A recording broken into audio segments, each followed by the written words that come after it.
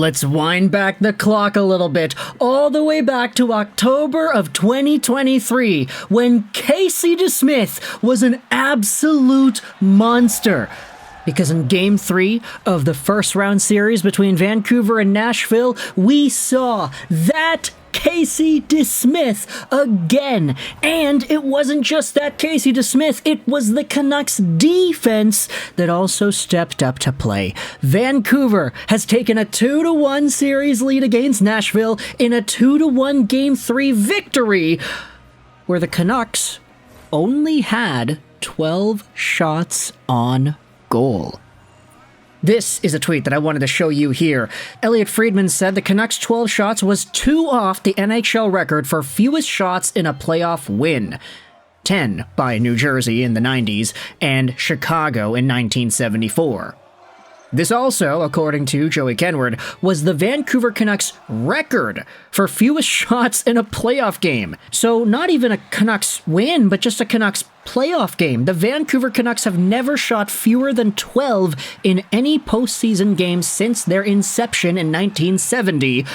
And the team record before this game was 13, set on May 22nd, 2011 in Game 4 of the Western Conference Finals versus the Sharks, a game that the Canucks won 4-2. So maybe that's the motto now. Vancouver has a good history of winning these playoff games whilst getting 13 or 12 shots on goal. Maybe that should be the game plan for next game, who really knows? But honestly, I get it, you could say optics right off the bat, it does not look like a good, sustainable way to win a hockey game by only getting 12 shots. But realistically, if you want to talk about the dynamics here, this Game 3 almost felt like a flip. My life got flipped, turned upside down right here, because Nashville, instead, was trying to get shots on. They were getting frustrated. The Canucks, this time, were blocking shots and doing a really good job at clogging up passing lanes and shooting lanes. It doesn't really feel the same in terms of the style of defending. Like, I feel like in Game 2, Nashville just kind of built this sort of nut in the middle of the ice, like a walnut or whatever. They're trying to protect the middle, and they just kept everything to the outside. Every puck, every pass, everything that went into the middle was getting blocked off, and they were putting their bodies on the line. Vancouver, I felt, was a little bit more assertive than just having a straight-up turtle shell in the middle of the ice. They were kind of forcing themselves into passing lanes. They were intercepting things. They were making really clean, quality breakouts and dumping the puck, changing it out when necessary. We thought of this as a problem for the Vancouver Canucks at some parts throughout the season where, hey, they'll get off to an early lead, they'll go up 2-0, they'll go up 3-1, they'll go up 4-0, and then they just kind of sit back and relax. We had problems with this earlier on in the season, if you remember that, how even when the Canucks were winning games, they would start to trail off a little bit because they just said, okay, we'll just play with the lead, we'll contain the middle, and we'll get the dubs that way. Sure, the strategy worked, and it's why the Canucks were so dominant in the first 2 periods of games, and it's why they had that crazy record of not losing like 30 or 40 games or whatever it was in games where they were leading after 2. But in this game, we saw a textbook example of Vancouver executing that style perfectly and capitalizing on a Nashville Predators environment that painted them as the villain. Y'all saw that Canucks car outside the Nashville arena where fans were going out there and smashing it because, you know, they're Smashville and their social media hashtag is Smashville. It's a cool gimmick, I'm not gonna lie, but the Vancouver Canucks embraced that. All the interviews heading into Game 3, yeah, they like that. They want to be the bad guys. And in a way, you could feel that sort of energy on the screen, especially in the first 2 periods.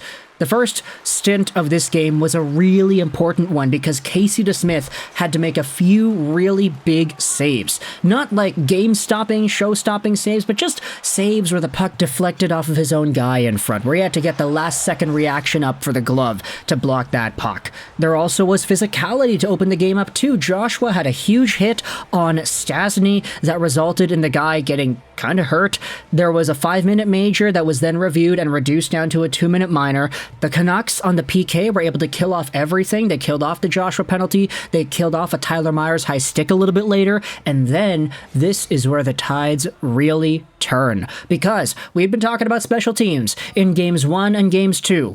Nashville opened up the scoring in game 1 with a power play goal. Vancouver on their power plays in games 1 and 2 were not great. They were not getting anything to go. But in the first power play in game 3, it's Michael McCarron. He goes off for taking down Casey DeSmith. And the Canucks, as they had been in the first few power plays earlier on, they start moving the puck around nicely.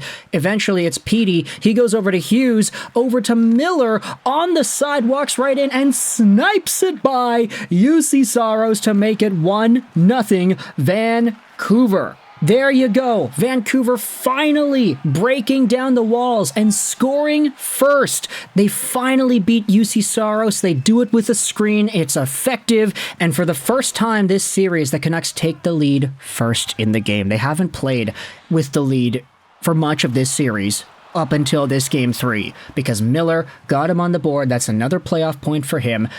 The penalties then keep on going here. Nashville got themselves a penalty for hooking. Ryan McDonagh took down Höglander. Good plays here on this man advantage, but Saros stopped them. The Preds had a 2-on-1 immediately after, but they were not able to take the shot. The Canucks then go to the box themselves once more. It is Teddy Blueger who tosses the puck over the glass. Nashville power play, but it is killed very confidently by Vancouver. In the second period, this is where things get crazier because Casey DeSmith makes a save, but the puck plops right into the blue paint for a few seconds, and it's Tyler Myers who ends up clearing it. That was a really dangerous, scary moment. A few seconds later, Nils Höglander got robbed by Juuse Saros on a cross crease in front from Pettersson. And then you have yourselves yet another penalty taken by Nashville. It's Roman Josi, Vancouver to the power play for tripping, and it's Brock Boeser who gets the 2-0 goal. Hughes to Miller on the side, centering feed in front, and a tip 5-hole by Brock. 2-0 Vancouver on 4 shots on goal. How you like that? That's Brock Boeser, left practice yesterday, maybe got hurt blocking a shot, injured Boeser, still out there to play and still scoring goals.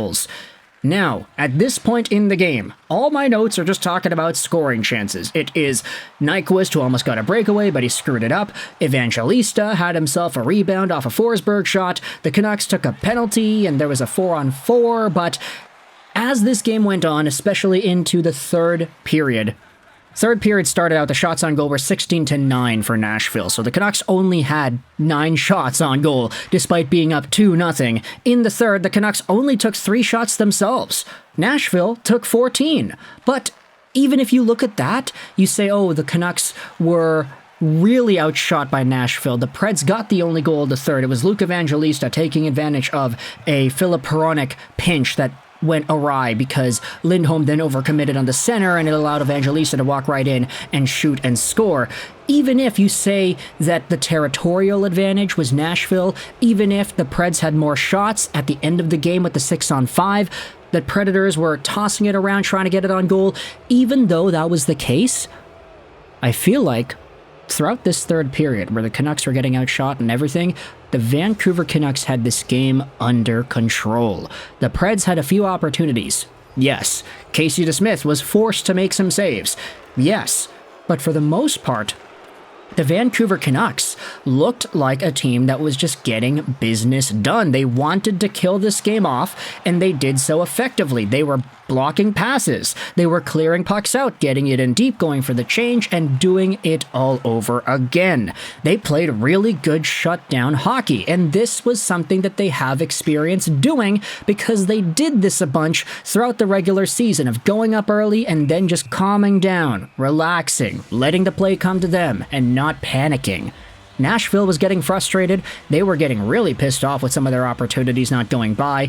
It doesn't help that they had a 5-on-3 because it's a Brock Boeser tripping call, an eventual Nikita Zadorov penalty by taking a puck and shooting it over the glass.